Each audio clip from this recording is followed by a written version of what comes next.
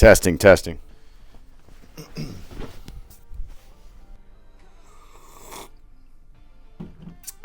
Welcome back, guys. Welcome back, guys, to another video. Video number 2 of the Jeff Adair Film School. Thank you to everyone that watched my first video, all 50 of you guys. I'm on my way to becoming a big YouTuber, Mr. Beast style. Thank you, much appreciation. If you forgot to subscribe, go ahead and hit subscribe. The first video was talking about the camera body. I told you guys to get the Sony a7S III based on the best bang for your buck. It's a little bit of an older camera, but the specs are still really relevant. I think that's the best return on your investment if you're a new camera person getting into the market, trying to become a video guy, whatever. So the a7S III, that was the conclusion of the first video on the beginner's guide of what camera to get. Follow up to that one is what lenses to get first. You can take $1,000 budget and get all the lenses that you'll need for that Sony camera. Yes, I said that correctly, $1,000.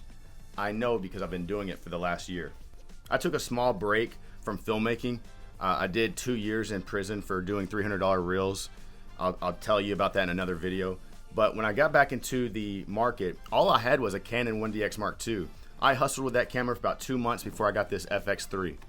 Before I had the Sony FX3, I was shooting with a Blackmagic Mini Ursa Pro G2. And I had all these Canon L series lenses with that.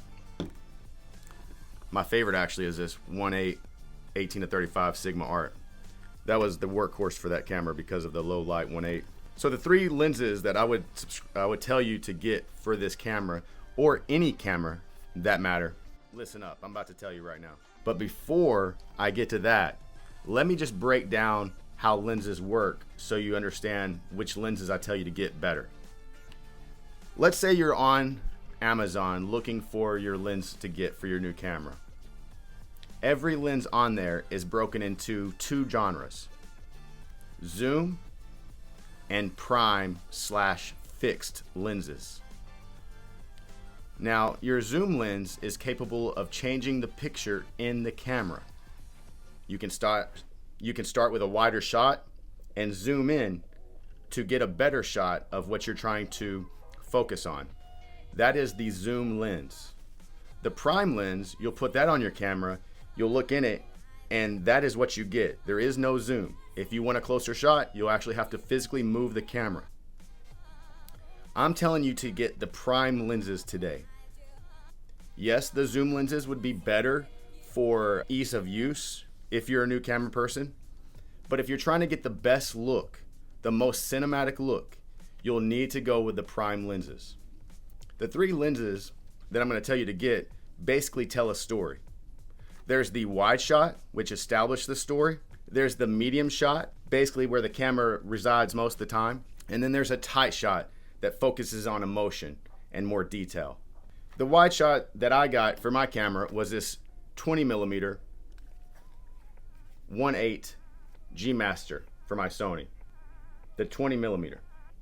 Now, when I say 20mm and I say the 50mm and I say the 85mm, what that means is the lower the number, the wider the shot. The higher the number, the tighter the shot. So for example, this 20mm versus this 85mm, let's say I'm in front of my house. This is going to capture the entire house, whereas this will probably focus in on my front door, front porch area. That's the difference. People might be thinking, why don't I just get a zoom lens that just takes care of everything? Those aren't gonna be fast enough lenses to get you the cinematic quality shots I'm trying to get you. All right, the wide lens can fluctuate between a few. You don't have to just get the 20mm. I got the 20mm because it was just a special that day on Marketplace. I got this lens for like $350. You're gonna get a 50mm. All right, that's your medium shot. That's a great lens that can stay on your camera a lot of the times. Clients love that look, which is like a $200 lens. There's gonna be so many people talking about, oh, this lens sucks, it's slow, blah, blah, blah. I'm gonna get the, the $1,500, $2,000 Sony 50. I've done it with the Canon when I was investing in lenses for my Ursa. But this lens this year has done just fine, all right? And then the 85. The 85 is that tight shot, okay? It's gonna be that talking head. It's going to be, if you need to punch in and get closer, if you can't, like say you're in the crowd and you need a little closer to the artist that's singing on stage, the 85, okay?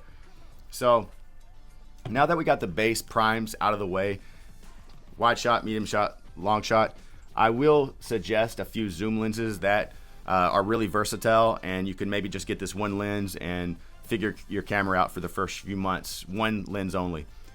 These are some lenses I plan on getting, with the first one being a 16-35 for the Sony. This is it for the Canon. I love this lens. It looks really good. The 35 is very cinematic, and then the wide shot, the 16, looks really wide, has a very rare look without being distorted like a lot of other wider shots.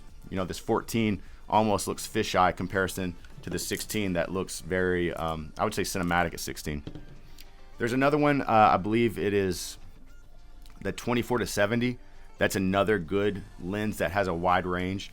I would recommend just investing in the better lenses for that. Try to get it used on Marketplace, but the G Master series 24-70 and 16-35 2.8s, those are really good lenses. There's probably some Sigmas out there that aren't as expensive. I'm not sure how well the autofocus in. That's the thing about Sony's. You know, when I got the Sony back, I was like, you know what, I'm just gonna invest in lenses again eventually, because with the Sony, the autofocus is so crazy that you really don't want to, like, you know, I could use these lenses with this adapter, but the autofocus isn't gonna work as good. So the Sony is the GOAT when it comes to autofocus with the lens. Every lens has two numbers. The numbers I've already told you about, the 20, the 50, the 85. There's another number that goes with these, and they're usually like 1.4, 1.2, 1.8, 2.8, 4.0. That's the amount of light that you can let into your sensor, okay? So the lower the number, like a 1.2, that's going to widen wider than a 4, an f-stop of 4, okay? All right, so to recap that, the lower the number, good. The higher the number, bad. Most stock lenses you'll see have like a 3.5 to 5.6. Those are trash. I know there's gonna be people in the comments talking about, hey, those lenses are great on a bright sunny day. No, they're not. Shoot primes, shoot wider open, and shoot with an ND filter.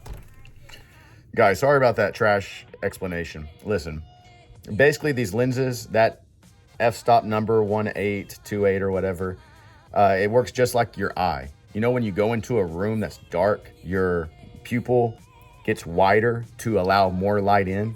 And when you go into a very bright room, that pupil shrinks to let less light. There's too much light. That's exactly how these blades on the aperture inside your lens work.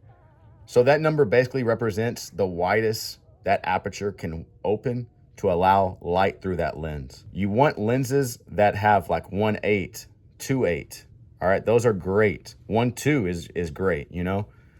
Anything past 4, trash. And that's the video, guys. Thanks for watching. Daily uploads. Let's get it. Jeff Adair Film School.